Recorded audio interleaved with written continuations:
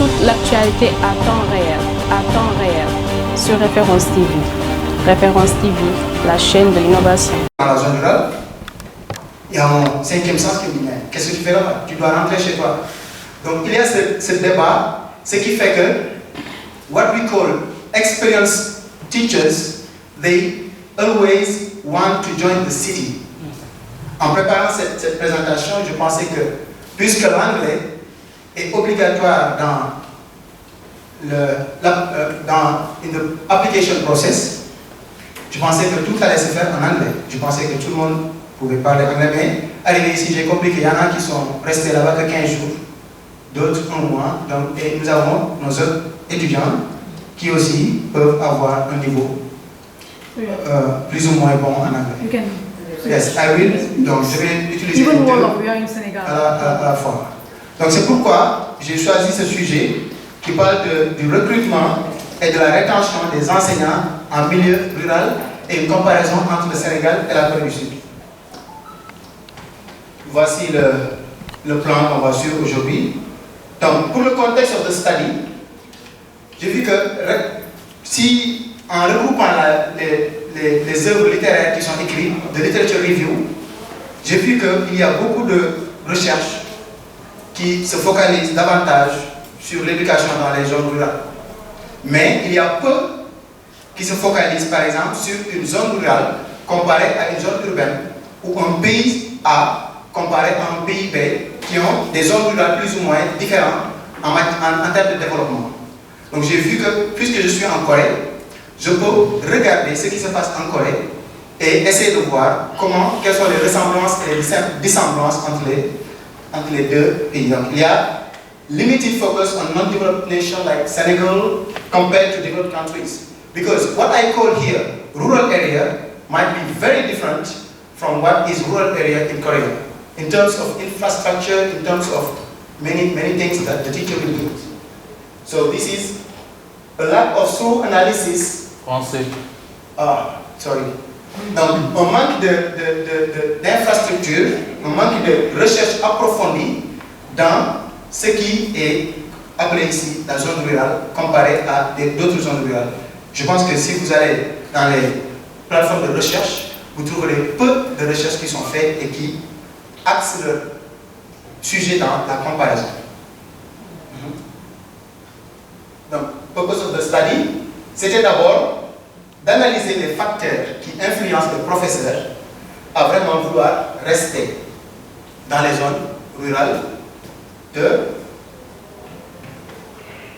et d'identifier, en faisant cette recherche, on essaie d'identifier des stratégies pour pouvoir améliorer la donne pour que les enseignants puissent rester en harmonie. Parce que l'enseignant, ce qu'il cherche, c'est pas grand-chose. Il cherche à vivre bien, à être aimé, à être bien entouré et à avoir les moyens pour enseigner. C'est tout ce qu'il veut. S'il le trouve dans n'importe quel coin du Sénégal, il peut aller là-bas simplement et sûrement. Donc toi, c'est de contribuer, de donner au ministère, aux chercheurs, une opportunité d'approfondir sur la question. Parce que là, j'ouvre une fenêtre qui doit être approfondie.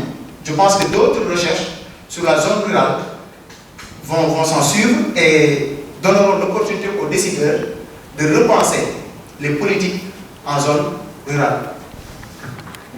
Donc j'avais trois questions que je me suis posées en faisant cette recherche. Et je voulais, what are the main factors affecting the hiring and the retention? Quels sont les facteurs qui interviennent dans le recrutement par le ministère et dans la rétention des enseignants en zone rurale? Deux, comment le Sénégal et la Corée du Sud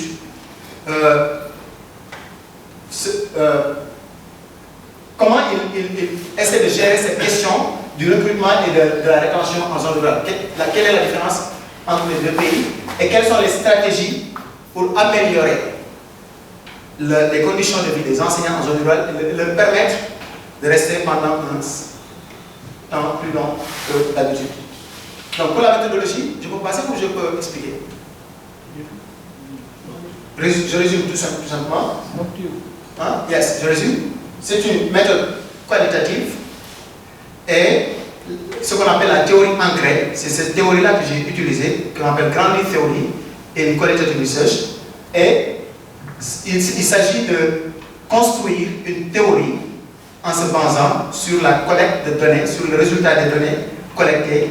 Et j'ai utilisé des interviews, j'ai pu interviewer des enseignants du Sénégal et de la Corée du Sud pour voir exactement comment ils percevaient la question de la situation en zone rurale et comment ils pensent améliorer cette situation pour plus de résultats dans les zones rurales. Mais aussi, j'ai eu à interviewer le ministère de l'Éducation et des agents du ministère de l'Éducation en Corée du Sud aussi pour pouvoir voir les politiques qui vont venir dans ce domaine. Et donc, pour les résultats, comme je l'ai dit, j'ai eu à faire des interviews. J'ai interviewé des gens, des enseignants qui ont eu l'expérience de la zone rurale et qui sont en ville, d'autres qui sont uniquement en ville et d'autres qui sont en ville, en zone rurale uniquement. Et pour les deux pays, j'ai essayé de poser des questions sur les motivations à rester ou à quitter. Qu'est-ce qui motive l'enseignant qui est en zone rurale à quitter? Et qu'est-ce qui le motive à rester? Maintenant, les thèmes qui sont sortis, le recrutement en itself, le recrutement, comment ça se fait au Sénégal et en Corée, quels sont les facteurs qui interagissent sur la rétention des professeurs. Il y a aussi comment la communauté voit l'enseignant qui est dans la zone. Ce facteur a beaucoup compté pour l'enseignant. Comment il est perçu en zone rurale. Ils ont beaucoup parlé de parents involvement, l'implication des parents, l'implication de la communauté, ainsi de suite. Ça a beaucoup marqué dans les thèmes qui sont sortis.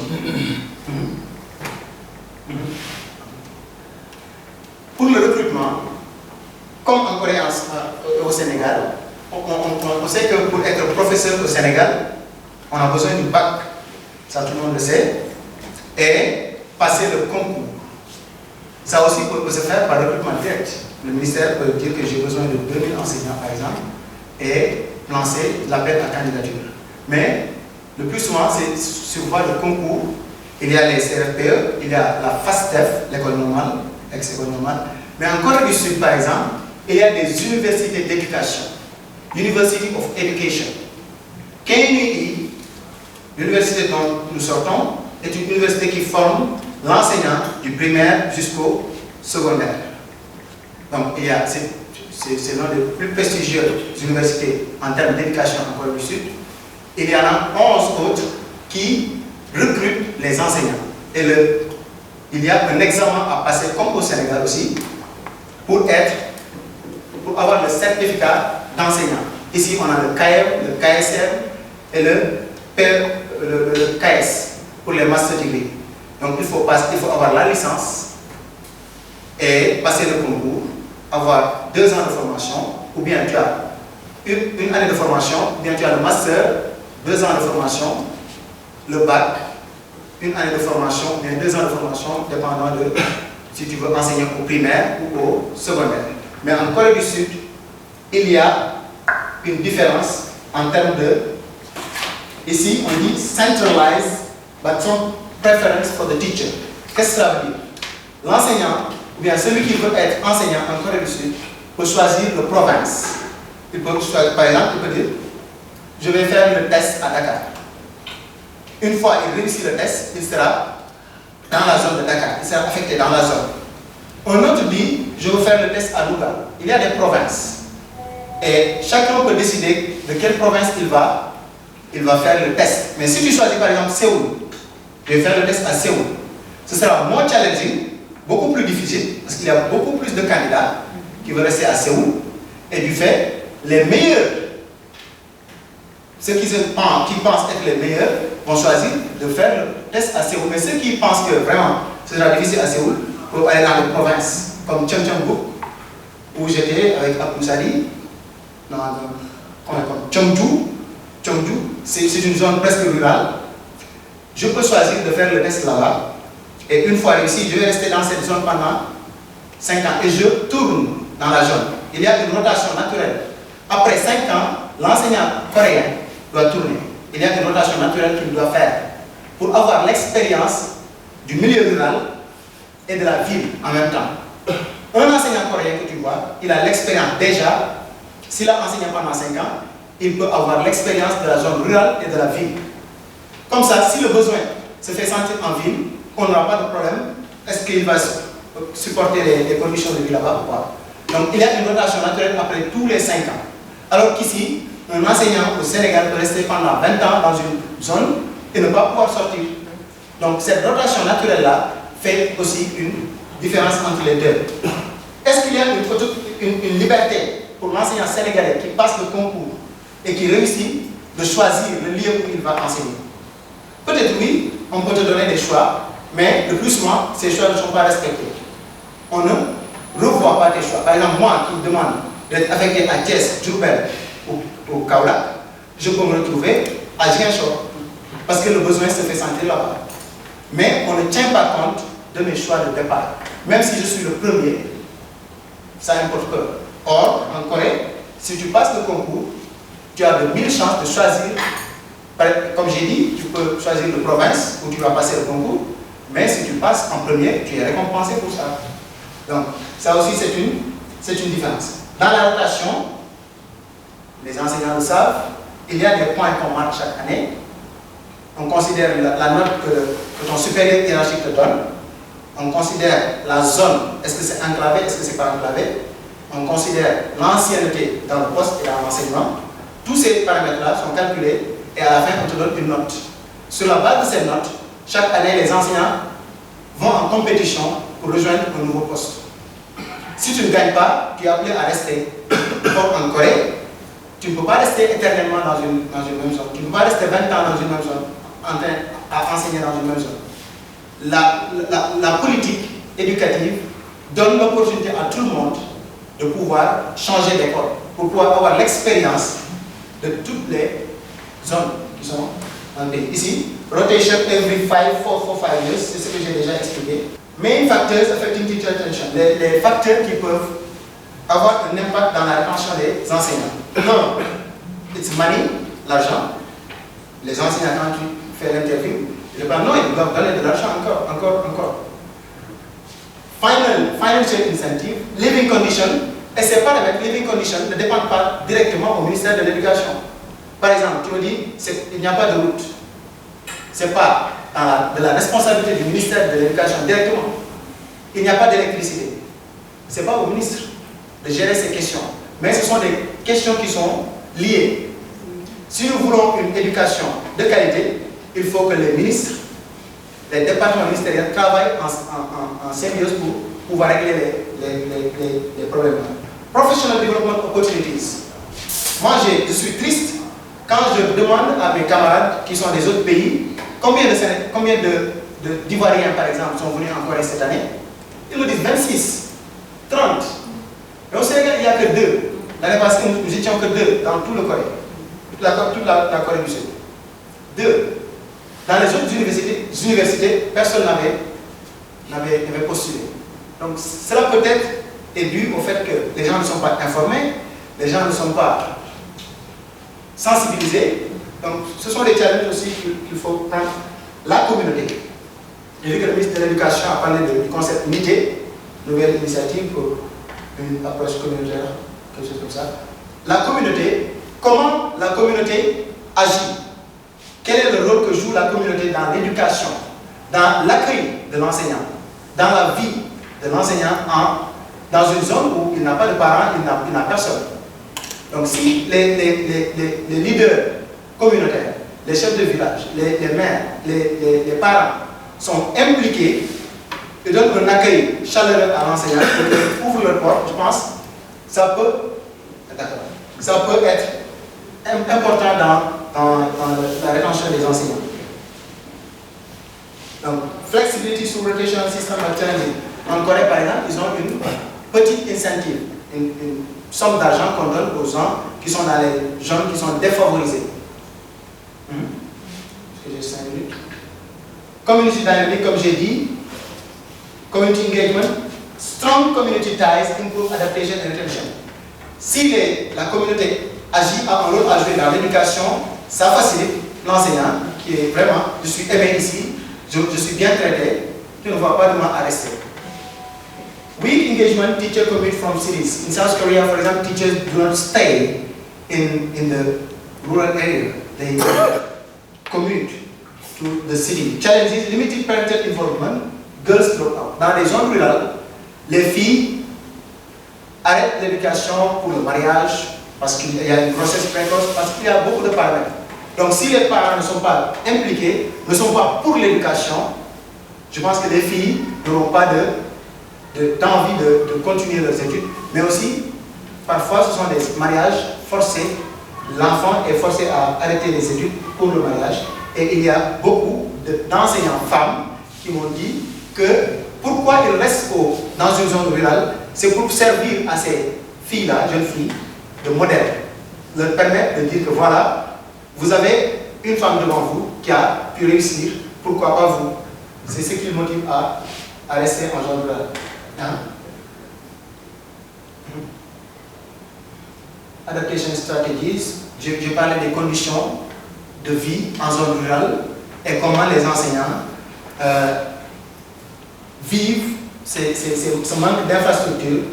Par exemple, les profs d'anglais vont utiliser les clubs d'anglais pour pouvoir vraiment combler le manque de matériel et de pouvoir être le matériel.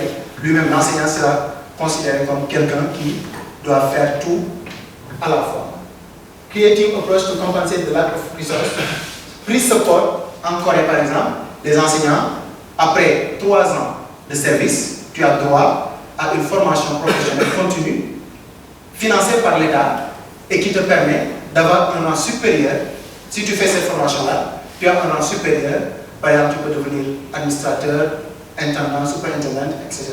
Donc tu peux être promu en faisant cette formation professionnelle. 180 heures si tu arrives à enseigner pendant 3 ans.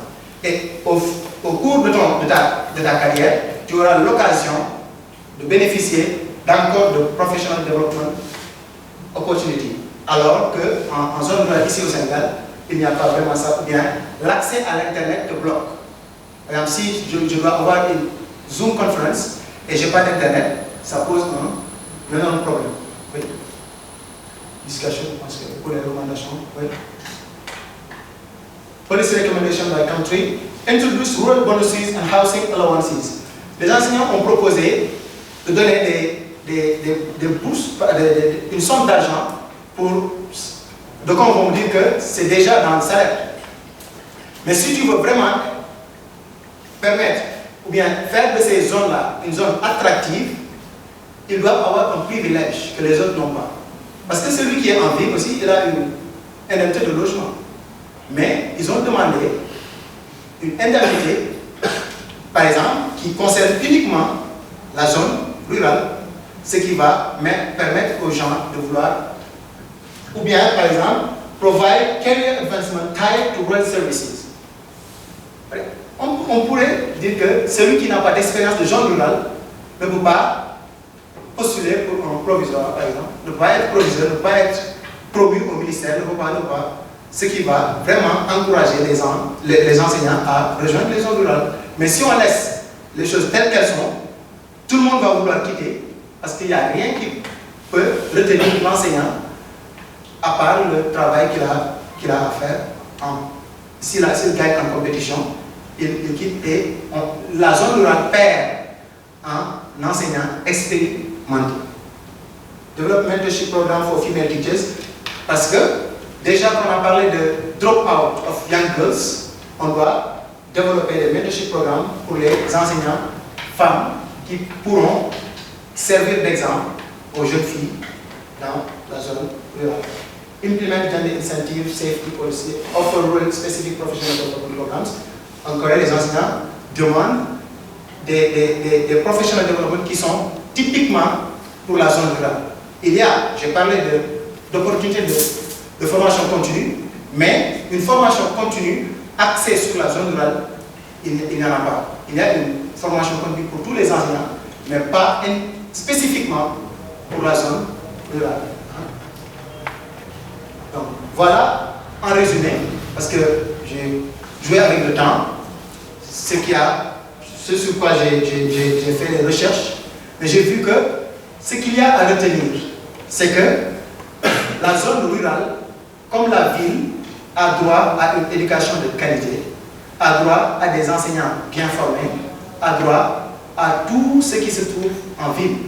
Et pour ce faire, il faut que les ministères qui sont autour, la mairie, travaillent en symbiose pour pouvoir mettre toutes les conditions afin que l'enseignant puisse s'en sentir bien et que les conditions de travail, les conditions minimales de travail doivent être réunies pour permettre à l'enseignant vraiment de faire son travail dans les meilleures conditions. Sinon, je pense que ceci va encore et encore continuer et nous aurons teacher shortage again and again in rural area, and this is a big challenge for the Ministry of Education, and I think they should listen. The teachers, they should give the floor to the teachers. On ne peut pas s'enfermer dans un bureau par exemple et décider pour le professeur qui est en zone rurale. Je pense qu'il faut leur donner l'opportunité de dire là où se trouve le manque et de proposer par eux-mêmes les politiques qu'il faut entreprendre pour attaquer ces questions cruciales qui sont la rétention des enseignants en zone rurale. Je vous remercie. Toute l'actualité à temps réel, sur Référence TV. Référence TV, la chaîne de l'innovation.